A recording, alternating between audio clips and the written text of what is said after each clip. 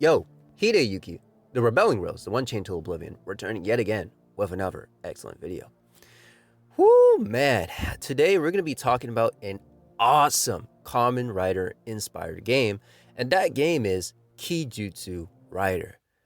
Boy, oh boy, this game just came out over the weekend, and man, I've been playing it and just having an absolute blast. So just wanted to come on here, share my thoughts on the game so far, and just explain why other folks should play it. So the first thing that we got to talk about uh, is the actual style, right? So this is very much a Musou style game, right? This plays a lot like Dynasty Warriors, a lot like the Musou Kamen Rider games that y'all might be familiar with, right? Starting with Wizard, going all the way up to Ghost and beyond. And, you know, that's how it plays. It's just a standard hack and slash, right? You got your light attacks, your heavy attacks, right? You can dodge, you can parry. So, just basic hack and slash gameplay for the most part. And of course, a lot of the animations is Kamen Rider inspired, right? Our main hero here, Red Rider, his powers, his transformation, it's all based on fire. He's also supposed to be a wizard. There's a motorcycle influence, right? He actually attacks with the motorcycle he uses. And the actual changer that he uses, has like a little lever on it as well. So very, very cool aesthetic here. Really loving that. Um, Voice acting is a little so-so. Not the best in the world.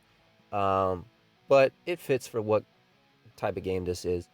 But yeah, just really, really cool. I enjoy a lot of the sequences here with the transformations and what have you.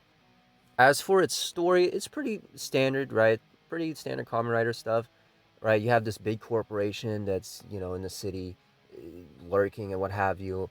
And, you have this hero that has to take them all down, right? And you get to also play other characters that will appear later on through the game. So, you have different characters that you can play throughout. But yeah, it's a lot of fun. But I think the major thing that kind of turned this game around for me was the boss fights. The boss fights in this game, man, for an indie game, boy, they delivered, man. Those boss fights are very, very intense. I mean, they do not let up at all. You constantly have to be on your toes. You have to get your timing right. You can't just go in there and just blindly hack and slash away. You got to figure out a way to get through all the patterns of the boss and what have you, and win it, right? And the boss is relenting, right? So you might do a little damage here and there, but then he throws a wave of enemies at you, and then you got to take down the enemies. Then you got to get back to the boss fight. Then he'll do some additional moves or what have you, which make it extremely difficult to get close to him. And then another wave of enemies. So there's a lot going on. But it's challenging in the sense that it's fun.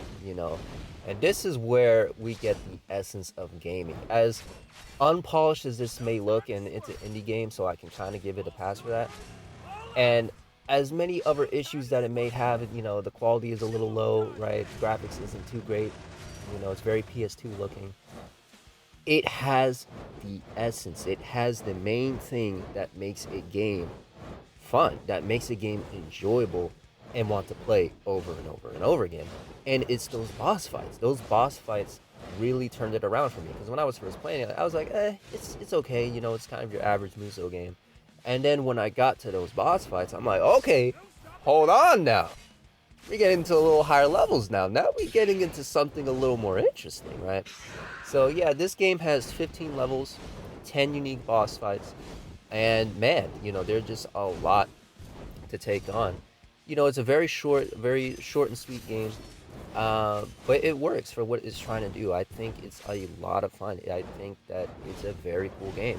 And I love that this is a passion project. I love that this is a project that's based on Toku, right? We don't really see that many games like this. And Tokusatsu games are here and there. There's a couple good ones here, and a lot of them are terrible, terrible, terrible. So it's good to see, some love from the fan, coming on here and saying, you know what, I'm gonna make my own shit. I'm gonna make my own game, right? So it's lovely to see a Kamen Rider inspired game with an anime style aesthetic. And this is very much a homage to PS2 games of this era, right? Of this time. It definitely gives you that PS2 feel to it. You know, playing this reminded me of games like Musashi Samurai Legend, other hack and slash games from the past. A lot of other anime aesthetic games, stuff like Dot Hack. If you played any of the PS2 Dot Hack games, kind of gives you that feeling. So yeah, the nostalgia is definitely in there. But again, like I said, those boss fights really turn the game around. It makes it a little bit more on the higher level. But yeah, with that being said, overall, I've had a great experience with this game. I'm going to be playing a lot more of this. It's very entertaining. I would highly, highly recommend this to my Rider fans out there and just Toku fans in general, or anyone that loves hack and slash games and they want something of a great challenge, and yeah, that's what it's all about, right? When a game gives you challenges like this and you're willing to go at it over and over again, that's how you know a game is doing its job. And that's exactly what Kijutsu Rider did. But anyways, with that being said, Hideyuki here, the Rebelling Rose, and until next time, I'll see you.